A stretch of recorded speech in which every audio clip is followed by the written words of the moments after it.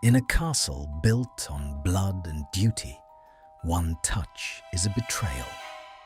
What burns brighter, the cold pride of a family, or the spark between enemies hidden in the deepest shadows of the dungeons? The story is being written in this very moment. The air in the Gryffindor common room had become unbreathable. It tasted of old ash, suffocating expectations, and the heavy, unyielding weight of gratitude that Hermione Granger was so desperately tired of carrying. "You are not going down there, Hermione. It's a snake pit. They haven't changed, not really." Ron's voice had been a low, grating rumble, his face flushed with that familiar, righteous indignation that once made her heart flutter, but now only made the cage around her ribs feel tighter. Harry had stood behind him, crossing his arms, his green eyes dark with quiet agreement.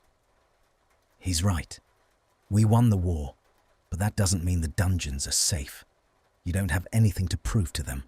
Just stay here. We can play chess." Stay here. The words had echoed in her mind long after she had turned on her heel and walked out of the portrait hole, ignoring the fat lady's startled squawk.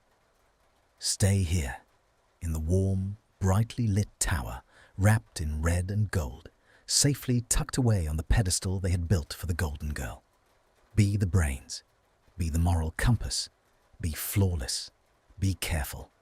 She was so incredibly tired of being careful.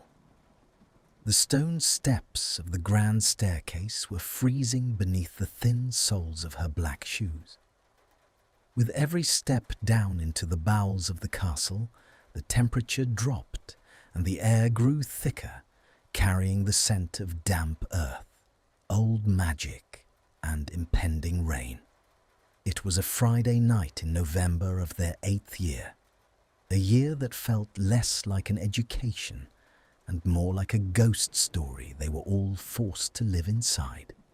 Hermione wrapped her dark shawl tighter around her shoulders, her heart hammering a frantic, bird-like rhythm against her sternum.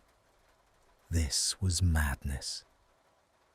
It was an inter-house party, supposedly sanctioned by the new headmistress in the spirit of unity. But everyone knew the Slytherin common room was still a fortress. And she, the Muggle-born war heroine, was marching straight into the enemy's lair out of nothing but sheer, trembling defiance. The heavy oak door concealed within the damp stone wall of the dungeons was slightly ajar. Through the crack, green light bled into the dark corridor, accompanied by the low, throbbing bass of a charmed phonograph playing a slow, haunting jazz melody. The sound vibrated right through the soles of her feet, crawling up her spine. She pushed the door open. The Slytherin common room was a cavern of emerald velvet, dark leather, and shadows. The lake water outside the massive glass windows cast a rippling, ethereal glow over the room, making the silver accents gleam like exposed blades. The air was thick with the scent of pine, expensive cologne, and the sharp, burning tang of alcohol. It was beautiful. It was terrifying. The moment she stepped down the stone stairs, the laughter nearest to her died. Eyes turned, cold, calculating, and unapologetically curious. She felt her skin prickle under the weight of their stares. She could see Theodore Knott whispering something to Pansy Parkinson, whose red lips curled into a sharp smirk. The instinct to flee, to run back to the warm, suffocating safety of the Gryffindor fire, screamed in her mind. But her pride, that stubborn, foolish Gryffindor pride, nailed her feet to the floor.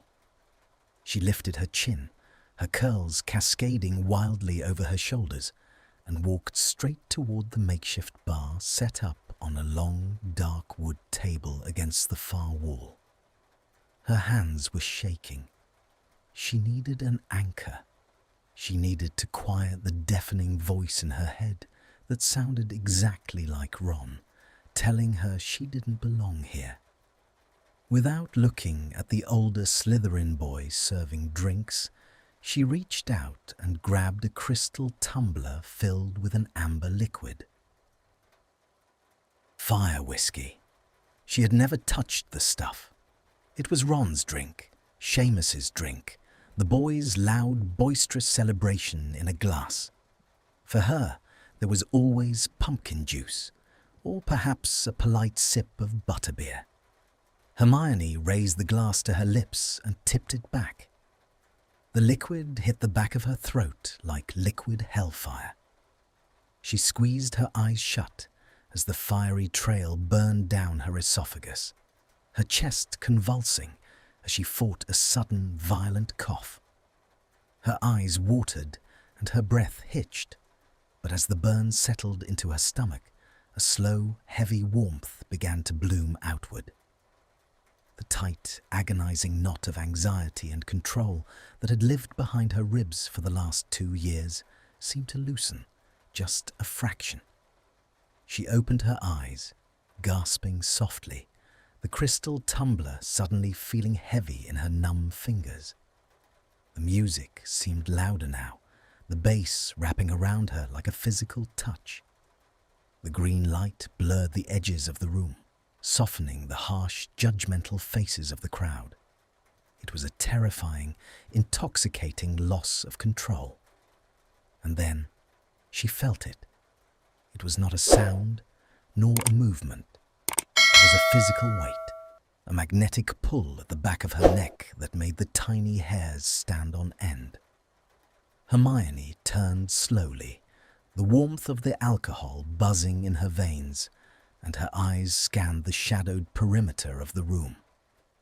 Past the dancing couples, past the plush velvet sofas, to the darkest corner of the dungeon, where the green light barely touched.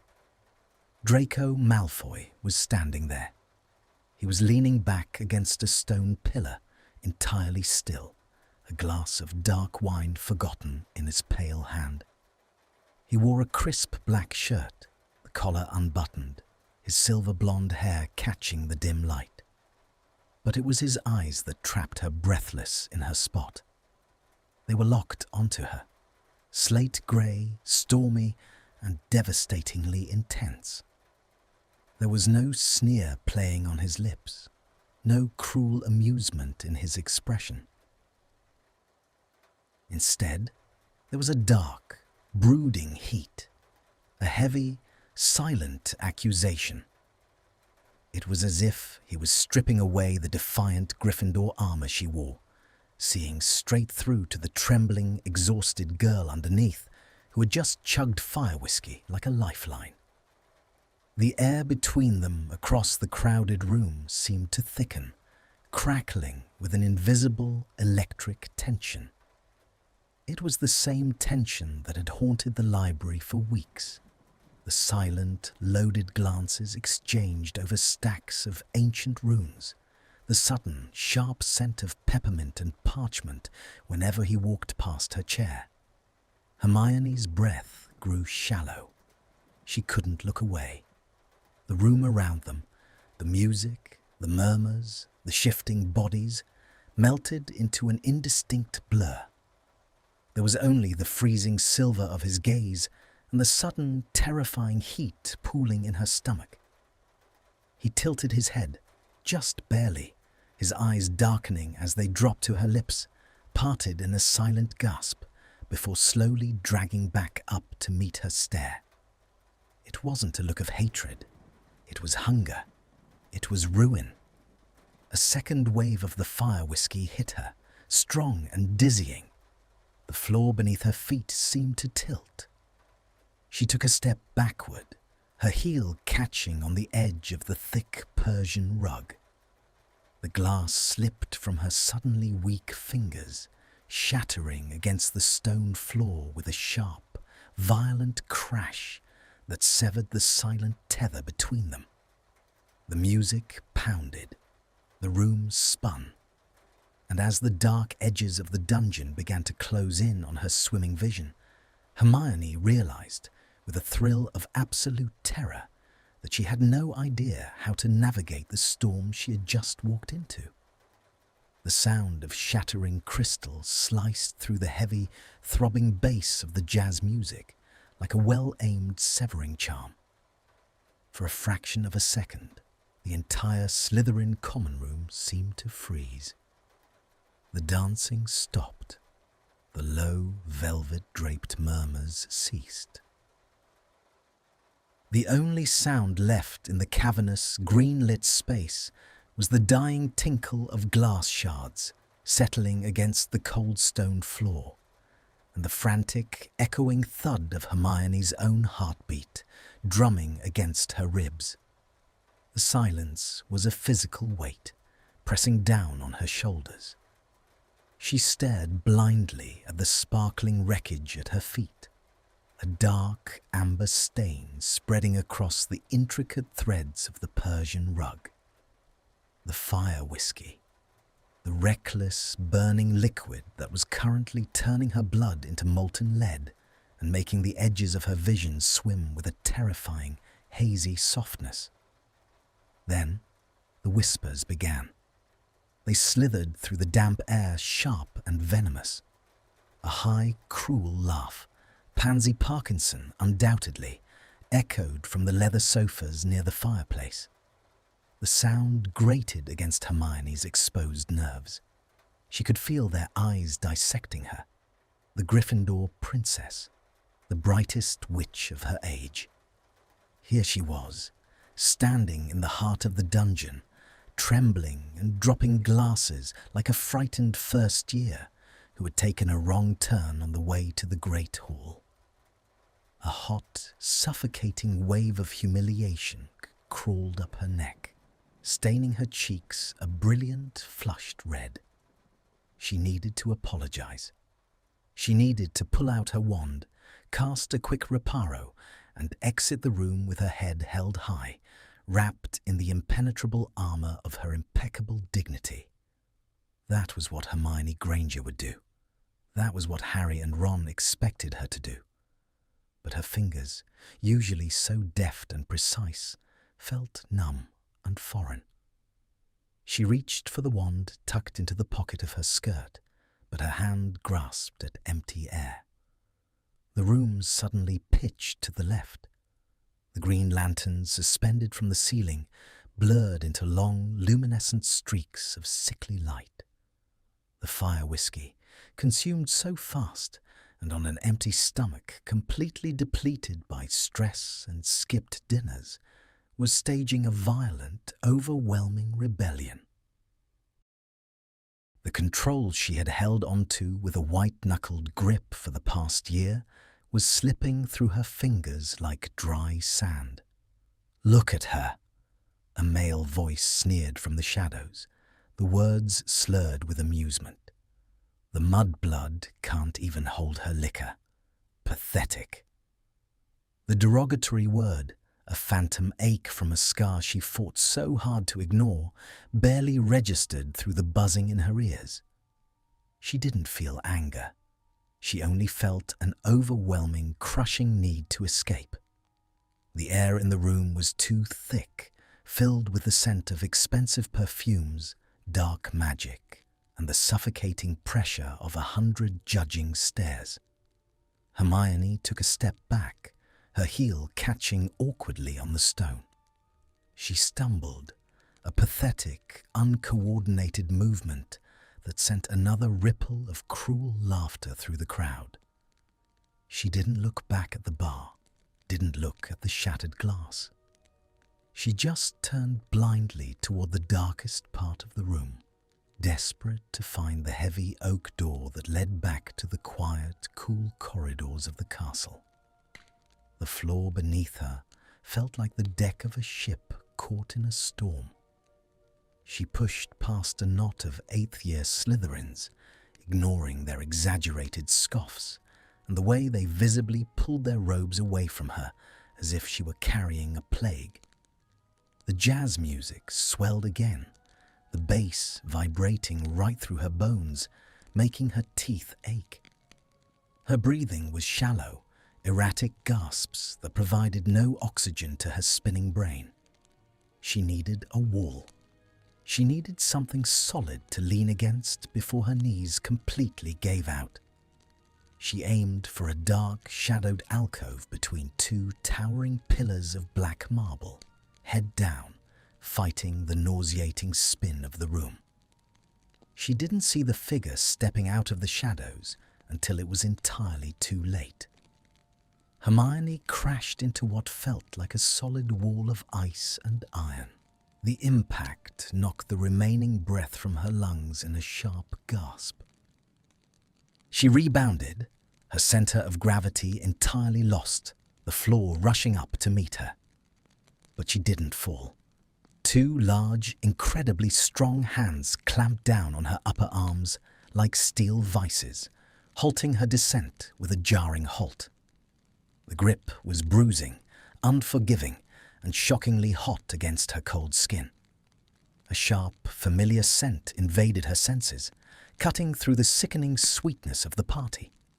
Crisp peppermint, old dry parchment, a hint of green apples, and beneath it all, the dark, ozonic tang of raw, crackling magic.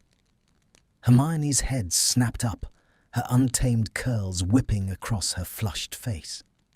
She was staring straight into the chest of a crisp black shirt. Slowly, fighting the heavy droop of her eyelids, she tipped her head back. Draco Malfoy was glaring down at her. Up close, the stormy grey of his eyes was devastating. They were entirely devoid of the mocking amusement that usually danced in them when he looked at her. Instead, his pupils were blown wide, consuming the silver irises in the dim light. A muscle in his pale, angular jaw feathered violently, his lips pressed into a thin, bloodless line of absolute fury. "Granger," he hissed, the words slipping out of him like a curse. His voice was a low, dangerous rumble that resonated in her own chest, vibrating right through the points where his hands were still shackled to her arms. "What in the name of Merlin's left foot do you think you are doing?" The instinct to pull away, to snap back with a barbed insult, flared to life, but the alcohol drowned it in a wave of terrifying vulnerability. She stared at him, at the sharp cut of his cheekbones, the faint, silvery scar that peeked out from the collar of his shirt. He was the enemy. He was the boy who had watched her bleed on his drawing-room floor. Yet, as the room spun wildly around her, he was the only thing keeping her anchored to the earth. Hermione started, her tongue feeling thick and clumsy in her mouth. She swallowed hard against the burn of the whiskey. "I was just leaving." "You were making a spectacle of yourself," Draco retorted, his voice dripping with venom, though his grip on her arms did not loosen.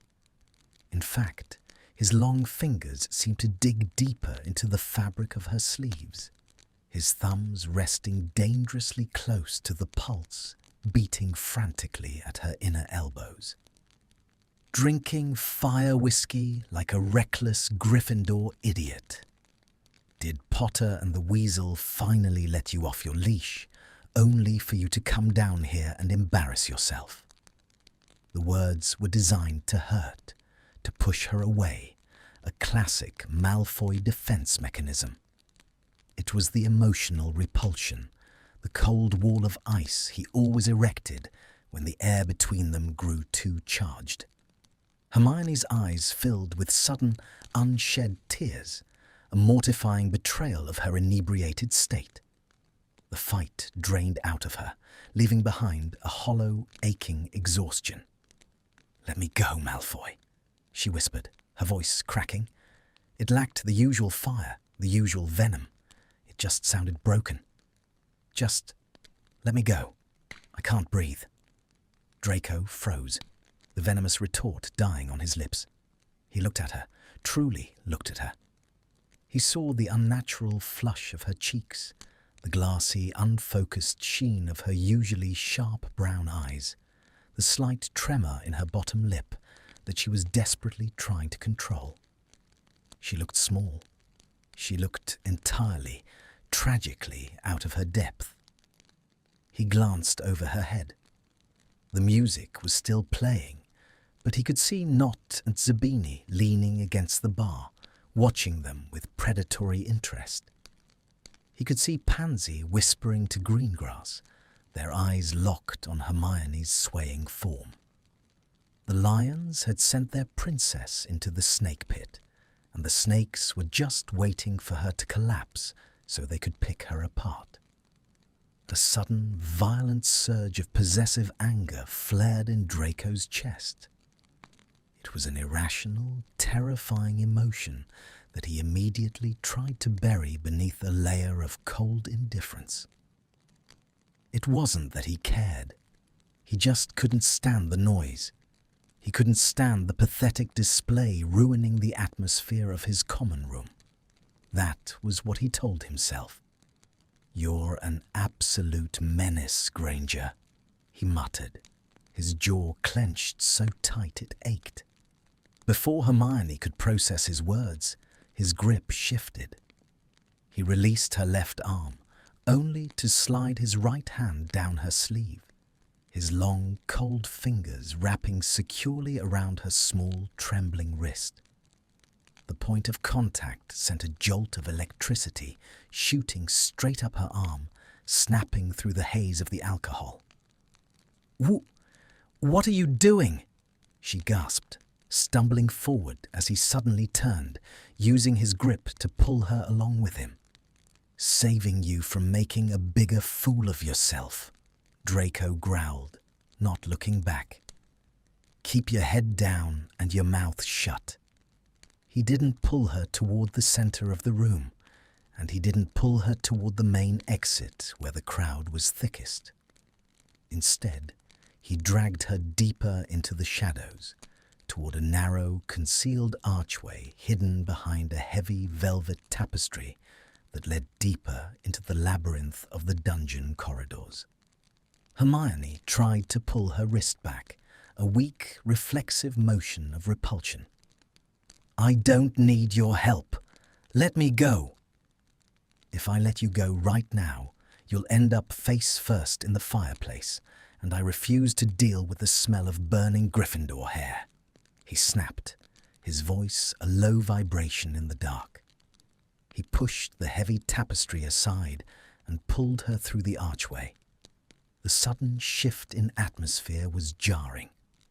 The loud, pulsing music of the party was instantly muffled, reduced to a dull, distant throb. The heavy, perfumed air was replaced by the crisp, freezing draft of the subterranean corridors. The only light came from flickering torches set wide apart on the damp stone walls, casting long, dancing shadows across the floor. Draco kept walking, his strides long and purposeful, pulling her deeper into the quiet, isolating dark. He didn't know where he was taking her. He only knew he had to get her away from the staring eyes. He had to get her away from the light, because standing there, holding the fragile, trembling wrist of the girl he was supposed to hate, Draco Malfoy realized, with a sickening twist of his stomach, that he was absolutely terrified of what he might do if he let her go. The heavy velvet tapestry fell back into place behind them with a muted, dusty thud. Instantly, the oppressive, throbbing bass of the jazz music and the suffocating heat of the Slytherin common room were severed, cleanly chopped away as if by a blade. In their wake, a heavy, ringing silence rushed in to fill the void, broken only by the sharp, irregular clatter of Hermione's heels against the damp flagstones. The air in this forgotten, subterranean wing of the dungeons was entirely different. It was biting, ancient, and bone-chillingly cold. It carried the metallic scent of deep earth, wet stone, and the freezing breath of the black lake that pressed heavily against the castle's foundations just on the other side of the walls. The shadows here were not the emerald-tinted, seductive gloom of the party. They were absolute. They were deep pools of ink, pushed back only by the sputtering, erratic orange glow of torches set far too wide apart. Draco did not slow his pace. His strides were long, predatory, and unforgiving, pulling her deeper into the labyrinth of stone. His right hand remained locked around her wrist, his long fingers forming a cold iron manacle against the frantic, fluttering pulse jumping wildly beneath her skin. The physical connection was a burning wire between them, sending terrifying electric shocks up her arm with every desperate beat of her heart. "Stop!" Hermione gasped, the word tearing painfully from her dry throat as she struggled to keep up with his relentless momentum. The fire whiskey was proving to be a treacherous master, turning her blood to thick mud and her knees to water. The rough-hewn walls of the corridor seemed to be swaying, leaning inward as if trying to crush her. "Malfoy, stop! Let go of me!" She planted the heels of her shoes against the uneven stone, throwing her entire trembling weight backward in a frantic attempt to halt his progress. The sudden, stubborn resistance jerked his arm, forcing him to stop so abruptly that she almost crashed directly into his back. Draco turned slowly, his black robes swirling around his ankles like restless smoke. The flickering torchlight caught the sharp, aristocratic lines of his face, illuminating the cold, furious storm raging in his slate-grey eyes. He did not release her wrist. Instead, he took a slow, deliberate step toward her, closing the distance between them until she was forced to crane her neck backward just to look up at him. "Quiet, Granger," he hissed, his voice a lethal, silken whisper that scraped agonizingly against her raw nerves. "Unless you want Filch, or worse, some prowling professor to find the Gryffindor Golden Girls stumbling through the dark, reeking of cheap alcohol and poor decisions." "I don't care," she shot back, though her voice completely lacked its usual commanding authority. It was breathy, fragile, and laced with a terrifying undercurrent of raw panic. She yanked her arm again, twisting her wrist violently against his hold. "You're hurting me. Let me go. This is a trap. I know exactly what you're doing.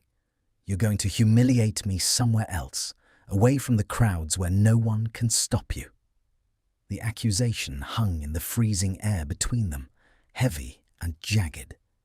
It was the old script, the familiar, bitter hostility that had defined their existence for years. It was supposed to be a shield, a mechanism to put distance between them, to trigger that familiar, comfortable repulsion she desperately needed to feel safe. But as she looked up into his face, she saw the accusation physically strike him. A microscopic flinch, a sudden, brutal tightening of his pale jaw. The anger in his eyes shattered for a fraction of a second, replaced by something agonizingly hollow, something that looked terrifyingly like sheer exhaustion. "A trap," Draco repeated, the words sounding as though they tasted of ash and copper in his mouth. A bitter, deeply self-deprecating smirk twisted the corner of his lips, but it was devoid of any real amusement. "Of course. Because my greatest ambition in life is to drag a drunk, belligerent know-it-all through the dark so I can point and laugh at her." "You flatter yourself, Granger. I'm trying to stop you from making my house look like a nursery for wayward, emotionally unstable lions." "I didn't ask for your help," she cried out, her chest heaving as she took another desperate, uncoordinated step backward to escape the intense heat radiating from his body. It was a catastrophic mistake. The sudden, violent movement was entirely too much for her spinning equilibrium. The heavy, dark waves of the fire whiskey crashed over her brain with merciless force. The stone floor completely vanished from beneath her feet, the ceiling spinning into a nauseating, dizzying blur of black shadows and orange fire. The breath left her lungs in a sharp, startled gasp as her knees simply ceased to function. She was falling, down into the freezing, hard reality of the dungeon floor. But the crushing impact never came. Draco's reflexes, honed by years of surviving a war where a split-second hesitation meant certain death, took over long before his conscious mind could object. He dropped her wrist and lunged forward into the space between them. His hands shot out, catching her just as her knees brushed the damp stone. His left arm swept entirely around her waist, forming a solid, unyielding band of muscle and heat that hauled her flush against his chest, while his right hand cupped the back of her shoulder, his long fingers biting into the thin fabric of her blouse to stabilize her dead weight. The collision of their bodies was violently jarring. It knocked the very last remaining wisp of air from Hermione's lungs and entirely shattered the icy, untouchable aura Draco had spent years meticulously perfecting. Suddenly, the entire world narrowed down to this single, suffocating point of contact. Hermione was completely plastered against him, her cheek resting against the fine, cool black silk of his shirt. She could hear it, right there, beneath the layers of expensive fabric and pure-blood arrogance, the frantic, heavy, utterly human thudding of his heart. It was beating just as wildly, just as desperately as her own. The silence of the corridor pressed in on them, absolute and deafening. They were frozen in the shadows, an entwined statue of dark and light. Hermione's hands, acting entirely on their own frantic instinct, had flown up to grip the lapels of his robes. Her knuckles were stark white as she clung to the dark fabric for dear life, terrified that if she let go, the floor would finally open up and swallow her whole. Her head swam, but not just from the alcohol anymore. It was the scent of him. It enveloped her completely, overwhelming her senses and intoxicating her mind. Crisp, sharp peppermint, the dry, comforting scent of ancient parchment and old, leather-bound books, a crisp hint of green apples, and underneath it all, a dark, masculine musk and the faint crackle of ozone that made the heat pooling in her stomach flare into a terrifying, consuming inferno. Draco was entirely paralyzed. His arm was locked tightly around her waist, her small, surprisingly soft frame fitting against his entirely too perfectly. She was so incredibly warm. She was burning with the flush of the alcohol, radiating a soft, inviting heat that seeped right through his dark clothes and branded his freezing skin. He could smell the sickeningly sweet fire whiskey on her breath, mixing with her own natural scent of vanilla, rain, and something inherently, dangerously Granger. He knew he should push her away. Every instinct, every deeply ingrained prejudice, every warning bell in his mind was screaming at him to let her drop, to step back, to violently rebuild the walls he had spent a lifetime constructing. She was Gryffindor. She was Potter's sidekick. She was the physical embodiment of everything that reminded him of his own irredeemable failures and his family's utter ruin. But his hands refused to obey his mind. Instead of pushing her away, his arm around her waist tightened. It was a microscopic movement, imperceptibly drawing her a fraction of an inch closer, burying her deeper into the shelter of his body. It was an involuntary betrayal of his own mind, a silent, desperate confession of exactly how cold and hollow he had been for so long. Hermione squeezed her eyes shut, fighting the intense, agonizing wave of vulnerability that washed over her. She was supposed to hate him. She was supposed to push him away, spit out a venomous insult, and storm off. But she was so incredibly tired. The mask of the flawless, fearless Gryffindor heroine was simply too heavy to hold up right now.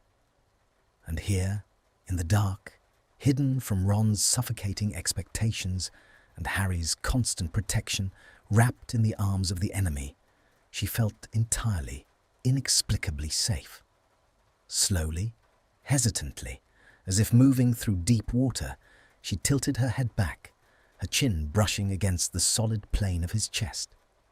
Her heavy eyelashes fluttered open, her dark, wildly dilated eyes rising to meet his in the gloom. Draco was staring down at her, his breathing harsh, shallow and ragged. The aristocratic mask was completely gone.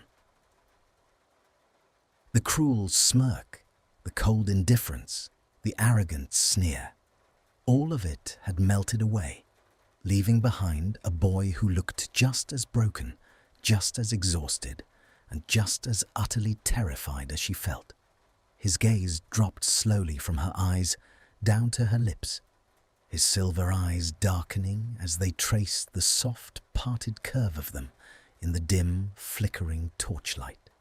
The tension between them fundamentally changed, shifting from the sharp, jagged edges of hostility to something thick, heavy, and infinitely dangerous.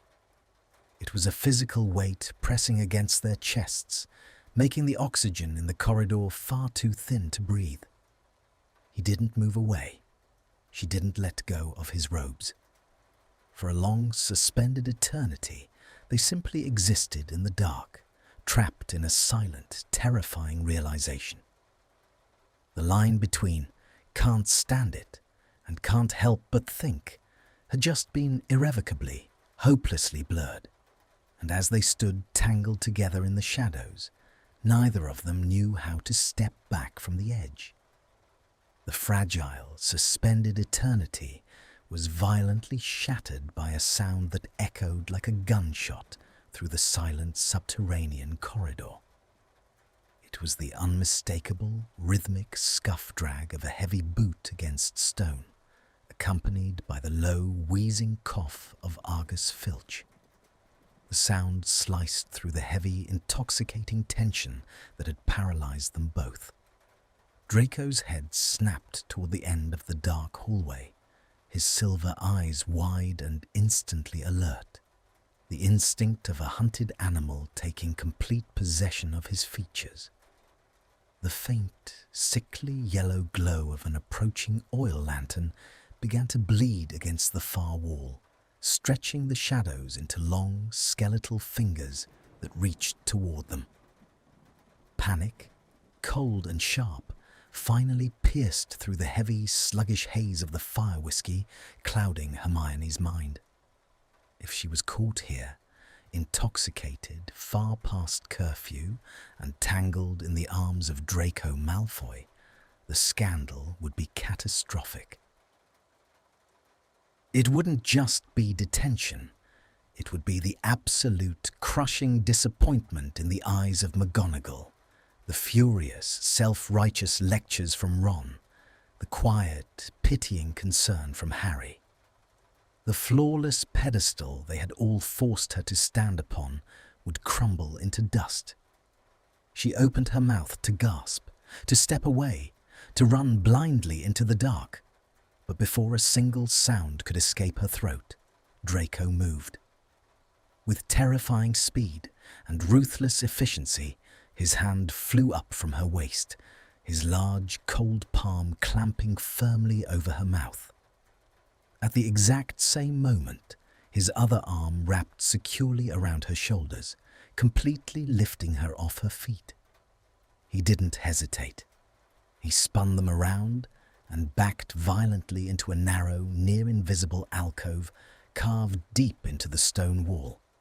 A forgotten architectural anomaly hidden entirely by the oppressive shadows of a towering, grotesque statue of a winged serpent. The space was impossibly, suffocatingly small. Draco hit the freezing, damp granite back first with a muted thud, absorbing the impact, while pulling Hermione flush against his chest to ensure no part of her robes protruded past the statue's stone wings. There was no space to breathe. There was no space to think. There was only the absolute pitch-black darkness, the freezing stone behind him, and the burning electric heat of her body pressed intimately against every single plane of his. Hermione's hands were trapped flat against his chest, her palms completely absorbing the frantic, hammering rhythm of his heart beneath the fine silk of his shirt. His hand was still clamped securely over her mouth, his long, aristocratic fingers digging slightly into her cheeks. She could feel the faint, jagged edge of the silver ring he wore on his index finger pressing against her skin. His chin was resting directly on the top of her head, his rapid, shallow breaths stirring the wild, untamed curls at her crown. Scuff, drag, scuff, drag. The footsteps grew agonizingly loud. The yellow light of Filch's lanterns spilled past their hidden alcove, illuminating the very spot on the stone floor where they had been standing mere seconds ago. Mrs. Norris let out a low, suspicious yowl, the sound echoing unnervingly through the damp corridor.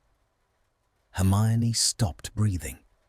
She squeezed her eyes shut, entirely terrified that even the sound of her own eyelashes fluttering might betray them. The smell of Draco's cologne, that sharp, intoxicating blend of peppermint, ancient magic, and dark ozone, was absolutely everywhere. It filled her lungs, saturated her senses, and completely overwhelmed the sickening sweetness of the alcohol that was still making her head spin violently. Draco's body was as rigid as the stone wall behind him. Every muscle was coiled, entirely tensed for a confrontation. But beneath the surface of his survival instincts, a completely different, far more dangerous battle was raging. She was so small. Stripped of her commanding presence, her books, and her righteous Gryffindor fury, she felt incredibly fragile tucked against him.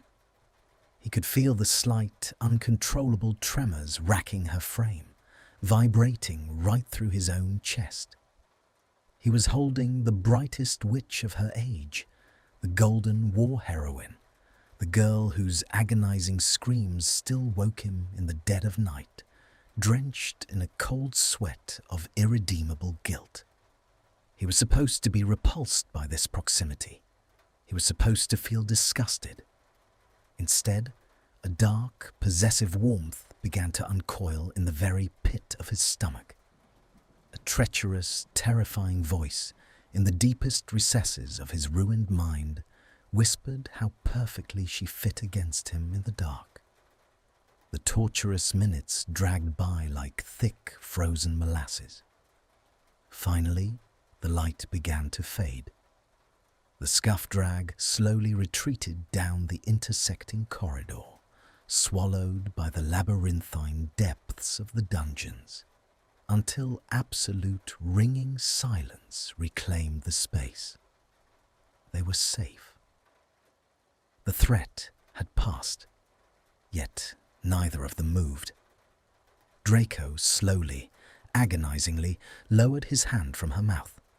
His palm dragged lightly against the soft skin of her cheek, a microscopic, entirely unintentional caress that sent a violent shudder down her spine. He didn't step back. He couldn't. The alcove allowed for no distance. His arm remained heavily draped around her shoulders, the warmth of his body completely enveloping hers in the freezing dark. "He's gone," Draco whispered. His voice was incredibly low, a raw, rough vibration that barely disturbed the silence, yet it felt as loud as thunder in the confined space. Hermione didn't answer. The adrenaline that had briefly sobered her was rapidly bleeding away, leaving behind the crushing, depressive weight of the fire whiskey and an overwhelming, soul-deep exhaustion. The fight entirely left her body. Her knees buckled slightly, her weight sagging heavily against his chest. "Granger?" Draco's voice sharpened, his arm tightening around her instinctively to keep her from sliding down the stone wall. "Don't you dare pass out on me now. Stand up." "I'm awake," she murmured, the words slurring together, her forehead resting heavily against the crook of his neck. The crisp silk of his collar was cool against her feverish skin. I'm so tired, Malfoy." It wasn't an insult. It wasn't a demand. It was a raw, unfiltered confession that slipped past her broken defenses, laid bare by the alcohol and the suffocating intimacy of the dark. Draco froze. The sheer vulnerability in her tone felt like a physical blow to his sternum. "You're drunk," he stated, trying to inject his usual cold disdain into the words, but his voice betrayed him, sounding completely hollow. "You drank half a bottle of Ogden's like it was pumpkin juice. Of course you're tired." "No," Hermione breathed, her fingers weakly curling into the fabric of his shirt, anchoring herself to the only solid thing in her spinning world. "Not that kind of tired. I'm tired of holding it all together. I'm tired of them looking at me like I'm supposed to know how to fix everything." Draco's breath hitched. He stared down at the top of her head, entirely paralyzed in the darkness. "They look at me," she continued, her voice trembling, a fragile, broken sound that completely shattered the quiet of the alcove. "And they see the hero. They see the girl who figured it all out, who survived. But I didn't survive, Malfoy. Not really. I'm just pretending. I'm pretending every single day, and it takes so much energy, and I want to stop. For 1 minute. I just want to stop." The words hung in the freezing air, heavy, devastating, and entirely too real. Draco felt the air completely abandon his lungs. He was staring into a mirror, but the reflection was all wrong.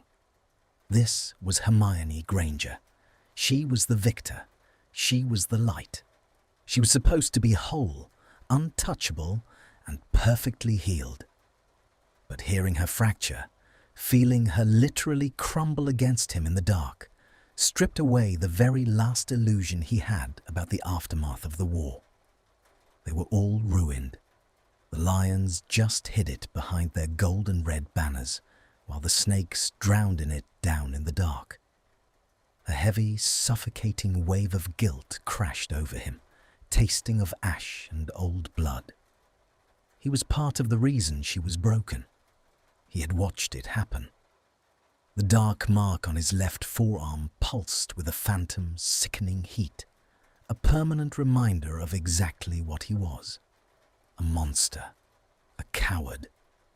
He was poison, and she was willingly pressing herself against him, completely oblivious to the fact that he was the very dark she was trying to escape. He needed to push her away. He needed to say something cruel, something unforgivable that would snap her back to reality, that would force her to realize she was clinging to the enemy. It was the only way to protect her from the toxic ruin of his own existence. "Granger," he started, his voice a harsh, jagged rasp, his hands moving to grip her upper arms to physically detach her from his body. "You don't know what you're saying. Stop talking." But as he looked down, a single stray beam of moonlight filtered through a rusted grate high above, slicing through the darkness of the alcove and falling directly across her face. She tilted her head back to look at him. Her brown eyes were wide, glassy, and swimming with unshed tears that caught the silver light. Her face was pale, entirely stripped of the fierce, unyielding pride that usually animated her features. She looked completely, devastatingly lost. And she was looking at him, not with hatred, not with pity, but with a desperate, silent plea for an anchor. Draco's heart stopped. The cruel words died instantly on his tongue. The walls of prejudice, the years of programmed hatred, the crushing weight of his own self-loathing, all of it entirely dissolved in the heat of that single, agonizingly raw gaze. His hands, which had moved to push her away, entirely disobeyed his mind. Instead of shoving her backward, his right hand slowly, hesitantly slid up her arm. He was trembling. Draco Malfoy, who had stood before the Dark Lord and survived, was trembling uncontrollably at the prospect of touching the girl in his arms.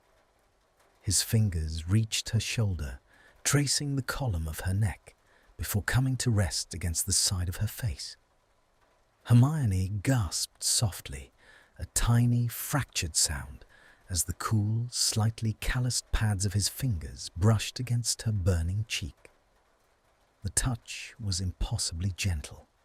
It was a fleeting, entirely unguarded gesture of comfort that defied every single law of their universe.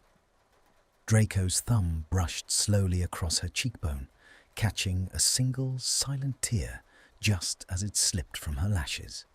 The physical contact was a catastrophic explosion of entirely new magic.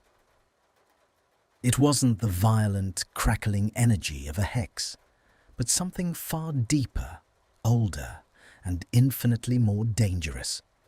It was an acknowledgement. It was the silent, terrifying realization that beneath the scars, the trauma, and the hatred, they were both bleeding exactly the same way. Hermione leaned into the touch, a microscopic, instinctive surrender that made Draco's breath completely shatter in his chest. She closed her eyes, the warmth of his hand anchoring her spinning mind, the scent of peppermint and rain wrapping around her bruised soul like a shield. For the first time in an entire year, the deafening noise in her head went absolutely, beautifully silent. But as the realization of what was happening slowly seeped through the alcohol, the sheer magnitude of the intimacy hit them both with the force of a physical blow. This was Draco Malfoy. She was Hermione Granger. They were touching in the dark. They were crossing a line that had been drawn in blood and war, a line that, once crossed, could never, ever be uncrossed. Draco's hand completely froze against her skin. The terrifying vulnerability of the moment crashed down upon him, leaving him entirely exposed. He was showing her the broken, desperate boy beneath the armor, and the sheer terror of being truly seen by her was paralyzing. Hermione opened her eyes, the sudden, overwhelming panic mirroring his own. The trust they had just blindly stumbled into was instantly overshadowed by the paralyzing fear of what it meant. The emotional seesaw tipped violently, hanging suspended in the breathless, suffocating silence of the alcove, neither of them daring to breathe, completely terrified of the irrevocable damage they had just done to the hatred that had kept them safe for so long. The morning light did not gently coax Hermione awake. It stabbed her directly behind the eyes with the precision of a well-aimed severing charm. She groaned, a pitiful, gravelly sound that seemed to vibrate painfully against her own skull, and buried her face deeper into the feather pillow. The air in her 8th-year Gryffindor dormitory was entirely too warm, suffocatingly saturated with the scent of her own stale perfume and the sickly, lingering ghost of Ogden's old fire whiskey. Her mouth tasted of ash and dry cotton. Every single beat of her heart was a synchronized hammer striking the inside of her temples. But the physical agony of the hangover was absolutely nothing compared to the catastrophic, paralyzing wave of humiliation that crashed over her the moment her fragmented memories began to align.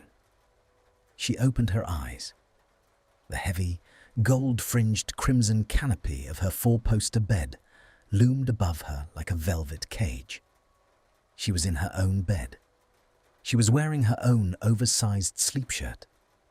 But the last, clear, undeniable reality she possessed was not the Gryffindor Tower. It was the freezing, pitch-black darkness of a dungeon alcove. His hand on her face. Hermione sat up so violently that the room immediately tilted on its axis, forcing her to grip the edge of the mattress with white-knuckled fingers. Her breath caught in her throat, her chest heaving as the phantom sensation of a cool, slightly calloused thumb brushing away her tear materialized against her burning cheek. The memory was horrifyingly vivid. The scent of sharp peppermint and ozone, the rigid, solid plane of his chest beneath her trapped palms, the way the absolute terror in his silver eyes had perfectly mirrored her own. She had fractured. She had stood in the dark, entirely stripped of her armor, and confessed her deepest, most guarded exhaustion to Draco Malfoy. A suffocating panic rose in her throat, tasting metallic and bitter. How had she gotten back? The rest of the night was a blurred, disjointed reel of shadowed corridors, the heavy weight of his arm keeping her entirely upright, and the dizzying, nauseating spin of the stairs. He had brought her back. He had navigated her through the castle, hidden her from the portraits, and deposited her at the portrait hole. He had seen her completely, utterly ruined. She squeezed her eyes shut, pulling her knees tightly to her chest in a desperate attempt to make herself as small as possible.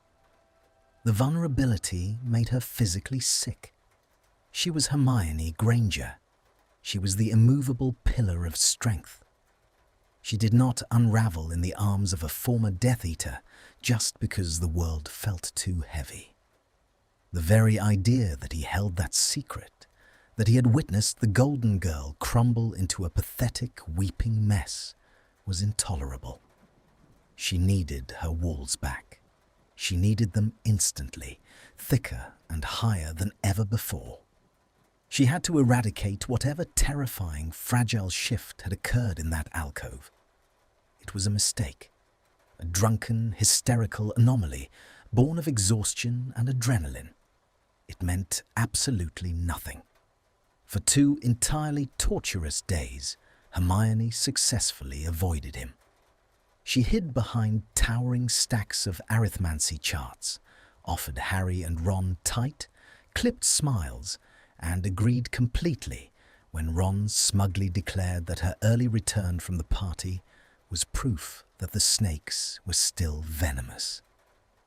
Every time Ron praised her for seeing reason, a jagged spike of guilt drove itself deeper into her ribs, but she swallowed it down. It was easier to play the part than to admit the terrifying truth. But Hogwarts, despite its vastness, was a remarkably small cage when two people were hyper-aware of each other's existence. It happened on a Tuesday evening in the library. The weather matched her internal state. A violent, relentless November rainstorm, violently lashing against the tall, arched windows, completely drowning out the usual hushed whispers of the students. The air in the library was dry, heavy with the scent of decaying parchment, leather bindings, and dust motes dancing in the dim light of floating candles. Hermione was tucked into her usual secluded corner near the restricted section, desperately trying to focus on a complex runic translation. But her skin was prickling. The tiny hairs on the back of her neck stood at attention, a biological warning system that had nothing to do with magic and everything to do with him. The shift in the atmosphere was subtle but undeniable. The temperature in her immediate vicinity seemed to drop 10 degrees. And then came the scent. Crisp peppermint, green apples and dark ozone, cutting cleanly through the smell of old paper. She didn't look up. She kept her quill perfectly still against the parchment, her jaw clenching so tightly her teeth ached. Draco did not sit at her table. He moved past it, his footsteps entirely silent against the stone floor. He was heading for the aisle of 8th year transfiguration texts, his profile illuminated briefly by the candlelight. He looked entirely flawless. His silver blonde hair was perfectly swept back, his uniform immaculate, his posture rigidly aristocratic. But there were deep, bruised shadows beneath his eyes, and the harsh, hollow cut of his cheekbones made him look dangerously thin. The sheer sight of his composed, untouchable exterior ignited a sudden, irrational fury within her. It was the defense mechanism violently snapping into place. How dare he look so unaffected? How dare he walk past her as if he hadn't held her together in the dark? The vulnerability she had felt in the alcove violently morphed into a desperate need to establish distance. She needed to push him away before he could use her weakness against her. "Did you get a good laugh out of it, Malfoy?" The words tore out of her throat before her rational mind could stop them. They were sharp, venomous, and completely devoid of the hushed reverence the library demanded. Draco froze. His hand, which had been reaching for a heavy, leather-bound tome on the top shelf, halted mid-air. The silence that followed her question was deafening, entirely swallowing the sound of the rain against the glass. Slowly, deliberately, he lowered his hand and turned to face her. The storm in his silver eyes was gone. In its place was an absolute, terrifying void. The icy, impenetrable mask of the Malfoy air was locked perfectly into position, sealing away whatever broken boy had touched her cheek 3 nights ago. "I assume," he drawled, his voice a low, perfectly measured ribbon of pure silk and ice, "that you are referring to your pathetic, inebriated display in the dungeons, Granger. Because, if so, you grossly overestimate your entertainment value." The coldness of his tone hit her like a physical blow to the sternum. It was exactly what she had expected. It was exactly what she had wanted him to say to reinforce her own prejudices. So why did it feel like a jagged blade twisting in her chest? Hermione stood up, abandoning her quill, her hands trembling so violently she had to press them flat against the oak table to steady herself. "Don't play games with me. You cornered me. You dragged me into the dark when I couldn't even stand straight. What were you going to do? Tell the whole Slytherin house how the Gryffindor know-it-all finally cracked?" Or were you just enjoying the feeling of having the upper hand for once? She was projecting. She was hurling her own embarrassment and fear at him, desperately hoping it would act as a shield. But her voice cracked on the last word, betraying the fragile, terrified girl hiding just beneath the surface. Draco stared at her. The muscles in his jaw feathered, a microscopic betrayal of the intense, agonizing restraint he was exercising. Her words were acid, burning away the agonizing, foolish hope he had carefully locked in a box inside his chest. She thinks you used her. The thought was a sickening, familiar poison. Of course she does. You are a monster. Why would she ever believe you were trying to protect her? The tiny, fragile bridge they had accidentally built in the dark shattered into a million irreparable pieces. He had exposed a piece of his ruined soul to her, and she was currently weaponizing it out of sheer terror. The realization was a crushing, suffocating weight. He needed to end this. He needed to give her exactly the monster she was asking for, because it was the only way to ensure she never, ever got close enough to see him bleed again. Draco took a slow, deliberate step toward her table. The air between them crackled with absolute freezing hostility. "The upper hand?" he repeated, his upper lip curling into a flawless, devastating sneer. He planted both of his pale hands flat on the edge of her table, leaning into her space, his grey eyes dead and unyielding. "You flatter yourself, Granger. You were merely an inconvenience. A stumbling, crying inconvenience, staining the floors of my common room. Dragging you into that alcove wasn't a master plan. It was pest control. I couldn't stomach the thought of you vomiting your pathetic Gryffindor angst all over my shoes." Hermione physically recoiled. All the air was violently sucked from her lungs. The sheer cruelty of his words stripped away her anger, leaving nothing but a hollow, stinging devastation.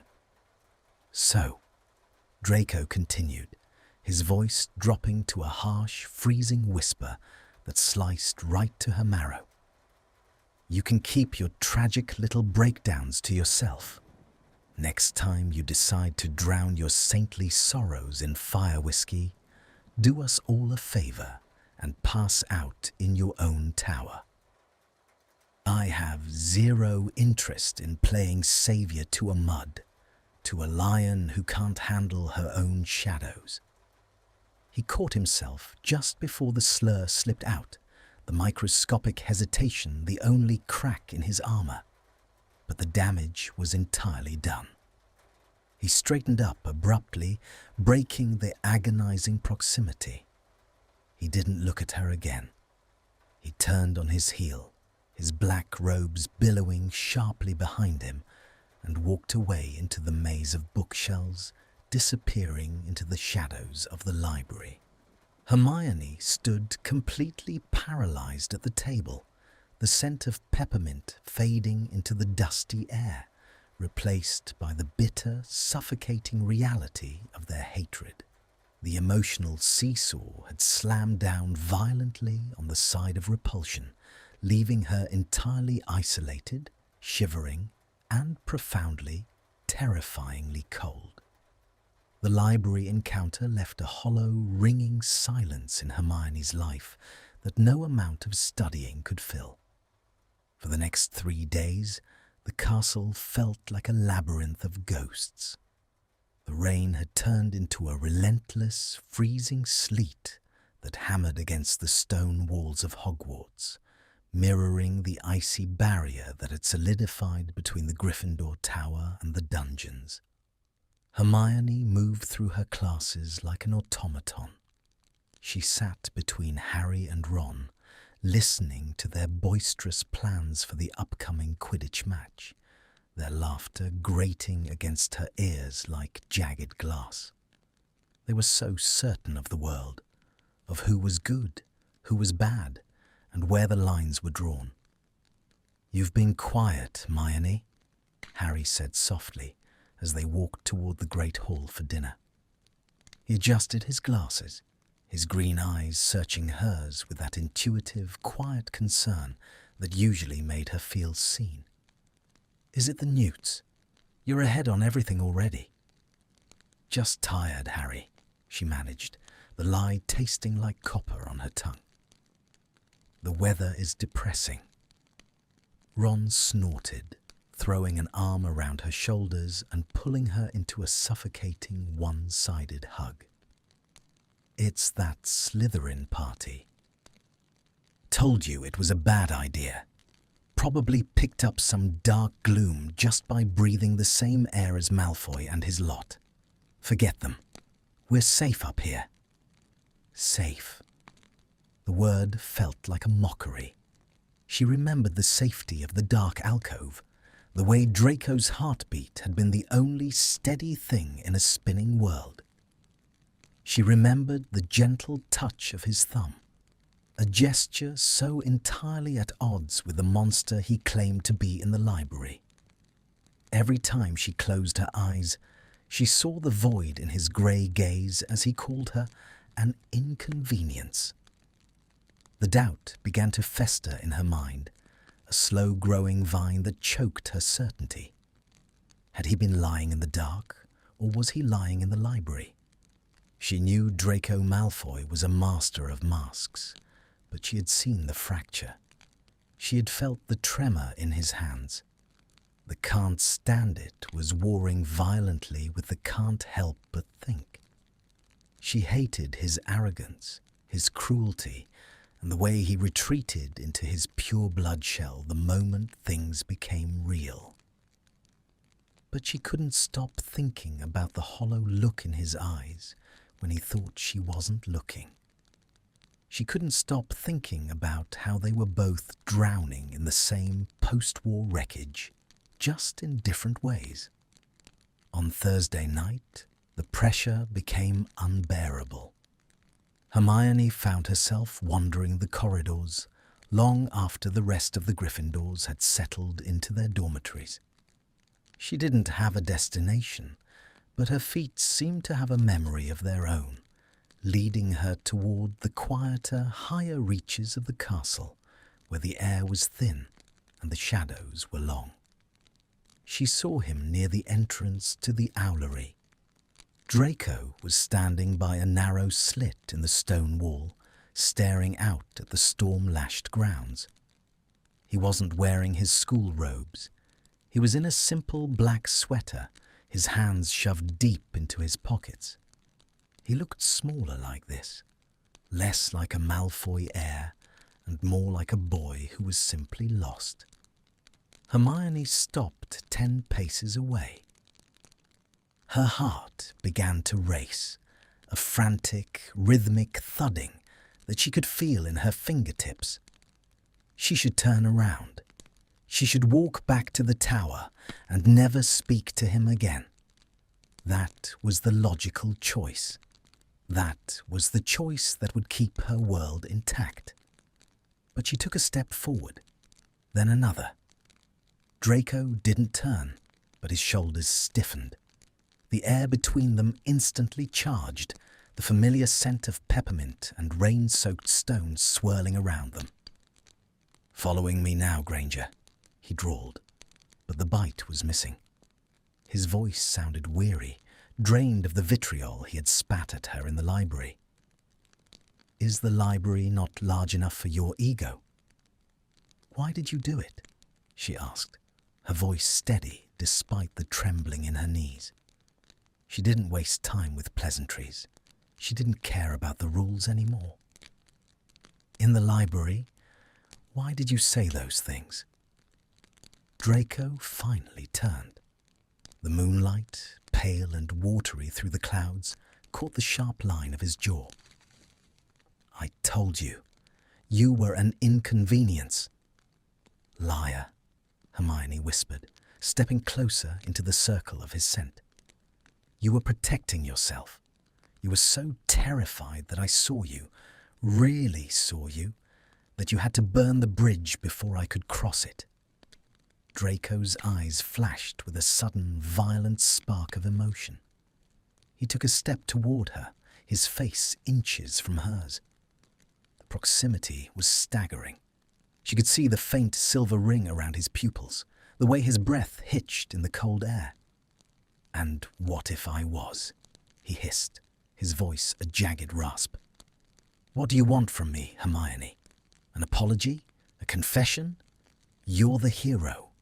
You're supposed to be above this. You're supposed to look at me and see a Death Eater. Why won't you just do your job and hate me?" "Because I don't," she cried, the admission torn from her. "I don't hate you. And it's infuriating, and it's terrifying, but I can't do it anymore."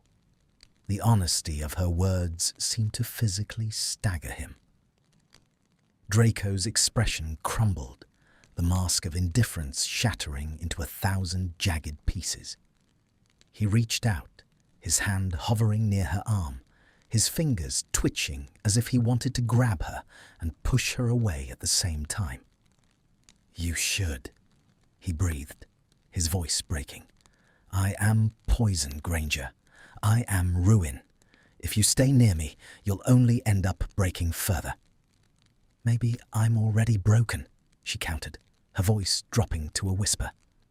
The tension was a physical cord, pulling them closer and closer until there was no space left. Draco's eyes searched hers, a desperate, silent question written in the depths of the grey. For a moment, it looked like he might yield, like he might reach out and pull her into the dark again. But then, the sound of a closing door echoed from the floor below. The spell broke. Draco recoiled as if he had been burned, his face hardening into a mask of cold, agonizing distance. "Go back to your tower, Granger. Go back to Potter and Weasley. They're the ones who can keep you whole. I'm just the shadow that'll pull you under." He turned on his heel and disappeared into the darkness of the staircase, leaving Hermione standing alone in the freezing draught. The doubt had turned into a certainty. She couldn't stay away, but every time she approached, he would push her back. The emotional seesaw was stuck in an agonizing midpoint, hovering over the edge of a precipice. She needed to know what was next, but as she stared at the empty space where he had been, she realized that the only way to reach him was to let go of everything she thought she knew about herself. She wouldn't go back to the tower. Not yet. She watched the rain turn to snow, the white flakes disappearing into the blackness of the forbidden forest, and she knew that the final collision was coming. She just didn't know if they would survive it. The storm that had been brewing for weeks finally broke with a violence that shook the very foundations of the castle. By Friday evening, the sky over Hogwarts had turned a bruised, sickly purple, torn apart by jagged veins of white lightning that illuminated the skeletal turrets in ghostly flashes. The wind howled through the battlements, a mournful, hungry sound that seemed to voice the very unrest screaming inside Hermione's chest. She couldn't sit still. She had tried to engage in a conversation with Ginny in the common room, but the girl's bright, perceptive eyes had lingered too long on Hermione's shaking hands. She had tried to read, but the ancient runes blurred into a singular, accusing grey. Every fibre of her being was pulled toward the heights, toward the one place where the air was cold enough to match the freezing numbness spreading through her soul. Hermione bypassed the library. She bypassed the great hall. She climbed. She climbed until her lungs burned and her legs ached, scaling the winding stone stairs that led to the Astronomy Tower. She burst through the heavy door onto the open-air rampart, and the elements immediately waged war upon her. The rain was no longer a mist. It was a deluge, a freezing curtain that soaked through her robes in seconds, plastering her curls to her skull. The wind whipped her shawl away, but she didn't care. She walked toward the stone railing, her breath coming in ragged gasps. "I knew you'd be here." The voice was nearly swallowed by a crack of thunder, but she heard it. It was the only sound in the world she was tuned to receive. Draco was standing by the far pillar, half submerged in the shadows of the roof's overhang. He looked like a drowned spectre. His white blonde hair was dark with water, hanging limp over his eyes, and his black shirt clung to the sharp skeletal frame of his shoulders. He didn't look like a prince now. He didn't even look like a Malfoy. He looked like a man standing at the edge of his own personal abyss. "Stop following me, Hermione," he said, his voice carrying a raw, jagged edge she had never heard before. He didn't use her surname. The use of her given name felt like a physical touch, a brand against her skin. "I'm not following you," she shouted over the roar of the wind, stepping further into the lashing rain. "I'm looking for you. There's a difference." "There is no difference." Draco stepped out of the shadows, his face illuminated by a sudden, blinding flash of lightning. His features were twisted in a mask of pure, unadulterated agony. "Why won't you let it go? Why won't you go back to the light and leave me to rot in the dark where I belong?" "Because the dark is where you saved me," she screamed back, the truth exploding out of her. She marched toward him, her shoes splashing in the puddles forming on the stone floor. "In the dungeons, when I couldn't breathe, you didn't look at me like a hero. You didn't look at me like a symbol. You looked at me like I was real. And then you spent a week trying to convince me you're a monster because you're too much of a coward to admit that you felt it too." Draco let out a harsh, guttural sound, half laugh, half sob.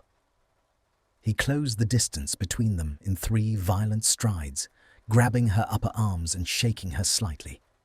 His hands were freezing, but where they touched her, the heat was blinding. "You want the truth?"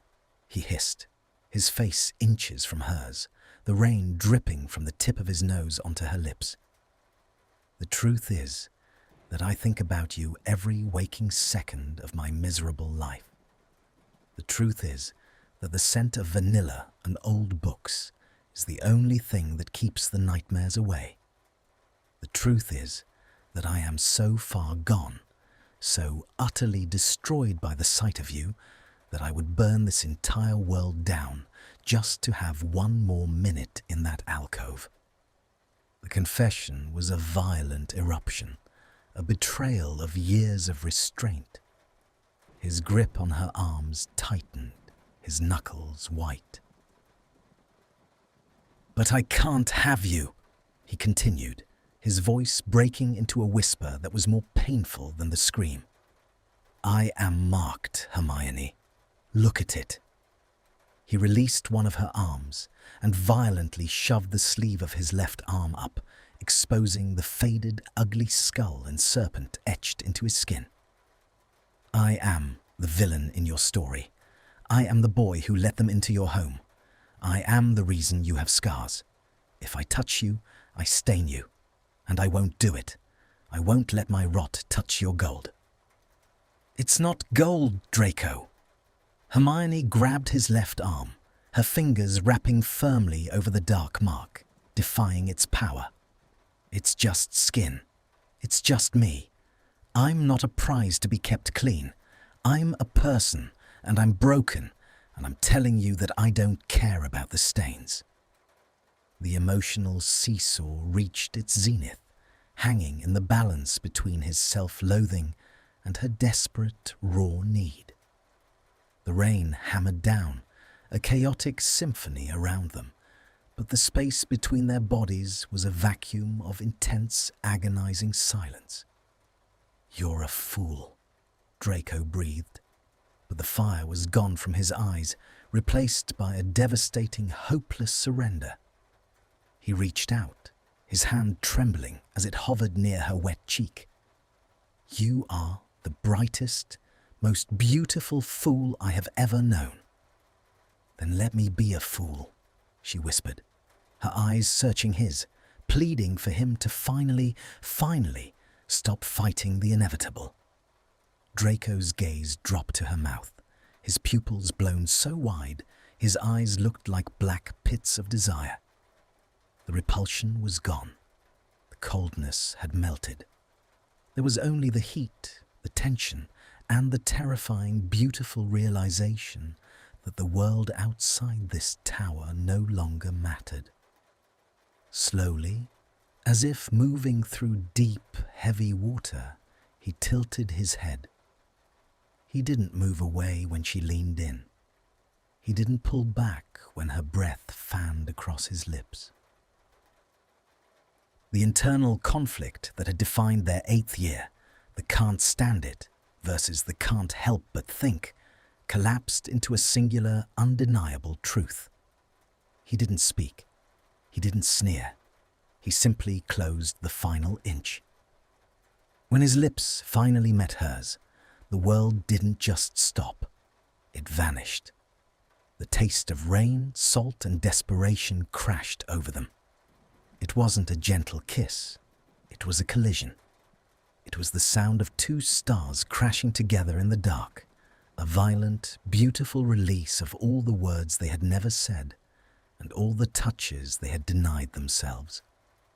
Draco's hands flew to her hair, his fingers tangling in the wet, wild curls, pulling her head back to deepen the contact.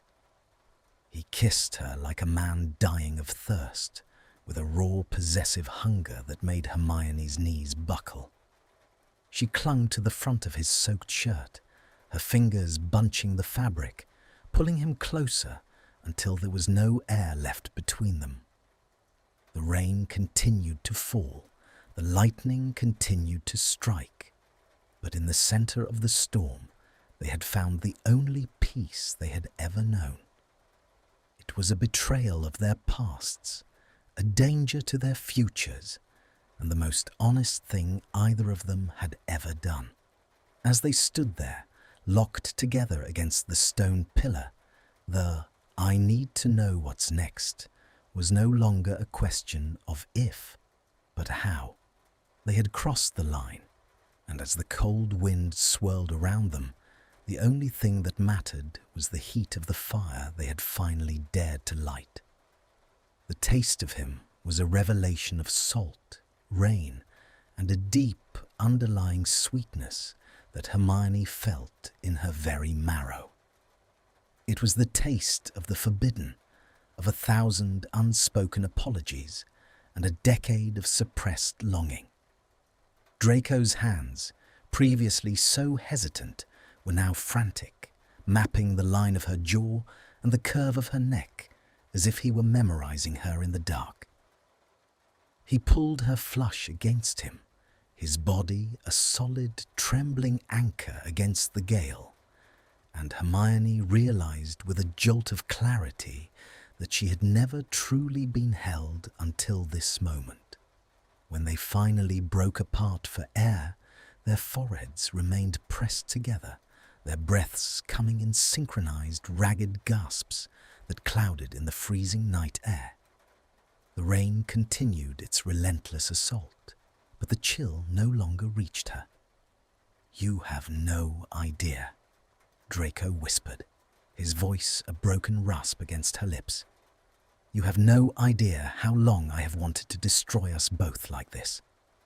"We aren't destroyed," Hermione breathed, her hands sliding up to cup his face. His skin was wet and cold, but his eyes, those stormy silver eyes, were burning with a light she had never seen before.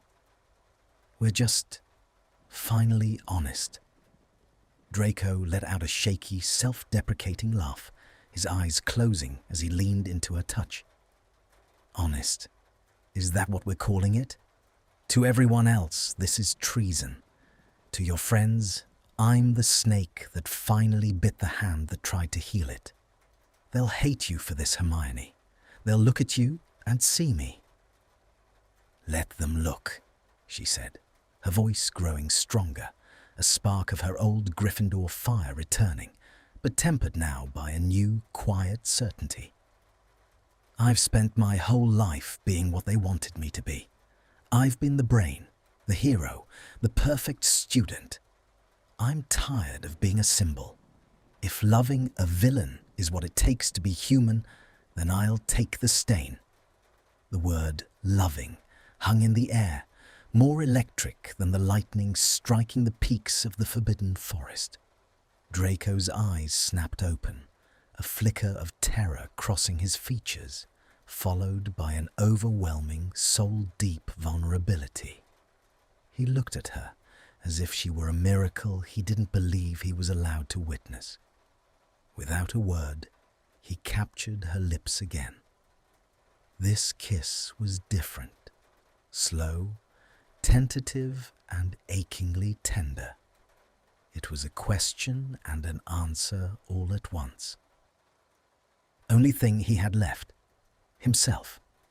The only thing he had left, himself. The weight of their shared history, the library glances, the dungeon alcove, the insults and the silent understandings, all of it culminated in the way he held her. It was a slow burn that had finally caught fire, and as they stood in the eye of the storm, the heat was enough to melt the years of ice between them. Eventually, the sheer physical exhaustion of the night and the biting cold of the rain began to take their toll. Draco pulled back slightly, his thumbs tracing the dark circles under her eyes with a gentleness that made her heart ache. "You're shivering," he murmured, his protective instinct overriding his own desire to stay in this suspended moment forever. He reached down and grabbed his discarded cloak from the stone floor, shaking off the excess water before draping it over her shoulders.